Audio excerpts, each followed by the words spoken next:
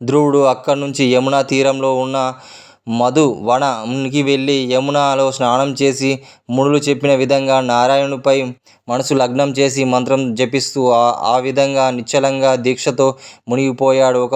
ఒక పాదం భూమిపై మోపి చేతులు పైకెత్తి నమస్కారం భంగిమలో నిలబడి ఉగ్ర తపస్సు చేస్తూ ఉన్నాడు. భూమిపై ఆ బాలుడు పాదం బరువు ఆ నేలకు కుంగిపోతూ ఉంది. ఈ విధంగా ధ్రువుడు తన చర్యతో భూతకోటిని సహించరాని విధంగా అయింది. ఈ దశలో ఇంద్రుడు విఘ్నం కలిగించడానికి భూత ప్రేత పిశాచ గణాలను పంపి తపస్సు భంగం చేసేటట్టుగా ఏర్పాటు చేశాడు. యమదేవతలను, రాక్షసులను, వివిధ క్రూర జంతువులను లాగా మారి ధ్రువుని చుట్టూ తిరగసాగాయి. ఒక్క రాకాసి సునీత లాగా మరి ధ్రువుని వద్దకు వచ్చి, కుమారా, నన్ను వదిలి వెళ్ళడం తగునా? ఆ విష్ణువు నీలాంటి పిల్లవాడికి వరాలు ఇస్తాడా? మీ నాన్నకు చెప్పి మేలు చేసేటట్టు చూస్తాను. పెద్దవాడికి అయ్యాక తపస్సు చేసుకోవచ్చు. నన్ను సంతోషపెట్టు, లేదా నా ప్రాణాలు వదిలేస్తాను అంది. అయినా ధ్రువుడు చలించలేదు. ఇక కటిక మార్గంలో ధ్రువునికి ఆపే ప్రయత్నం చేయకూడదు అనుకున్న ఇంద్రుడు వెళ్ళి నారాయణుని కలిశాడు. లోకేశ్వర, ఉత్తానపాదకుని కొడుకు తన సవతి తల్లి మాటలకు బాధపడి మీ కొరకు భయంకరమైన తపస్సు చేస్తున్నాడు. అది ఆపే ప్రయత్నం కూడా చేశాను, ఫలించలేదు.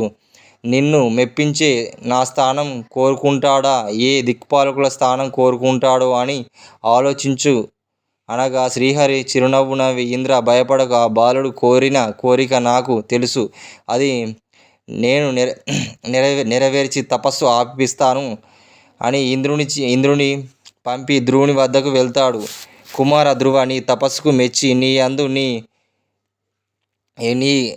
నీకు వరం ఇవ్వాలని కోరుకుంటున్నాను అని అంటాడు శ్రీహరి.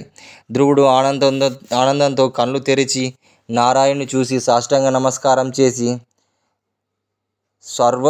స్వర్గంతో స్వామి, నీ రూపం చూసి మైమరిచిపోయాను, వాక్కు రావడం లేదు అనగా హరి తన చెయ్యి ధ్రువుని తల మీద ఉంచాడు. ధ్రువుడు స్వామిని స్తుతించాడు. నీ వల్ల వాక్కు పొందిన నిన్ను స్తుతి చేశాను అన్నాడు. స్వామి సంతోషించి, నా దర్శనము వృధా కాదు, వరం కోరుకోమన్నాడు. మీరు అన్ని ప్రాణుల్లో ఉంటారు కదా, మీకు నామంలో ఏముంది తెలియదా? అయినా మీ ఆజ్ఞ ప్రకారం నా కోరిక మనవి చేస్తున్నాను. ఒకరోజు నా తండ్రి కొలువులో ఉన్నప్పుడు నేను నా తండ్రి ఆసనంపై చెయ్యి వేశాను. దానికి నా సవతి తల్లి నాకు అర్హత లేదు అంది. నేను బాధపడి మీ వల్ల ఉన్నతమైన మార్గాన్ని అనిపిస్తుంది అని దీక్ష భూని ఇలా చేశాను. నా దీక్ష సఫలం పొందాలని వరం ఇవ్వండి అని కోరుకున్నాడు. అప్పుడు హరి, రాజకుమార, పూర్వజన్మం నీవు బ్రాహ్మణుడవు. వేద శాస్త్రాలు చదివి తల్లిదండ్రులను సేవిస్తూ నాయందు మనసు ఉంచి వాడివి. అలాంటి నువ్వు రాజు మిత్రుడవయ్యావు. అలాంటి వైభవం కోరి రాజకుమారుడిగా పుట్టావు. బాలుడవైన ఎనలేని భక్తితో తపస్సు చేశావు. ఎనలేని పుణ్యం సంపాదించావు. మా దేవతలకు, నక్షత్రాలకు, గ్రహాలకు పైనున్న ధ్రువ మండలం ఉంది.